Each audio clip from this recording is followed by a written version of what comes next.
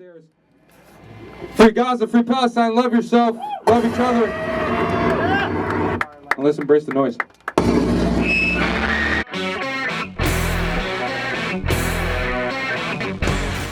My name is Gio. I'm just somebody out here. I got into music, I feel like I really got into it when I was like 12. I was like on Pandora Radio all the time because I didn't have anything else. And I started getting into making music because my dad gave me this like really jagged guitar and I was so incredibly bored. And I was just like, what if I hit this thing a bunch of times?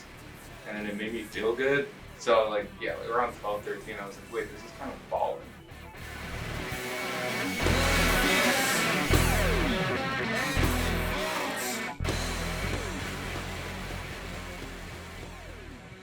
I feel like there's a sort of confidence you need.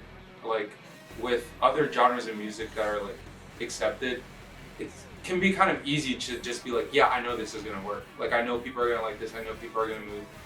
But I feel like noise really taps into this sort of like being confident in yourself and in your sound and having fun at the same time, not knowing if anybody's gonna like it. Like I get off of that. Like presenting a new song and being like, well, y'all think this is weird? And that should be the point. I don't know what got me into it. I know that it happened and I loved it. I was starting another band called Aerostomos with two other people, and Rowan, who is now the drummer of my noise band, we were both just making music with these two people and we were like, this is not working out. Like this doesn't feel right. And we kicked the other two people out and we sat down together and we're like, well, what do we want to do? And in the famous words, Rowan goes, I want to sound like Zach Hill and Lightning Bolt at the same time. And I had never done anything noisy ever. And as soon as we had our first practice and we just like went crazy, and I was like, this is what it needs to be. We don't talk. We sit there, we play our instruments, and we make a song. Like, there's barely any sort of direction unless we're like, oh, I really want to do this, and we rarely have ever done that. We just like are testing our instruments and then silently just start building a song and we go, oh, that's good.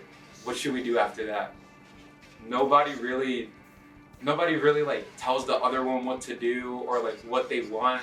It just happens to be that way, and then we both trust each other enough to do what we gotta do to get to the sound that we're both like, okay, now this is finished.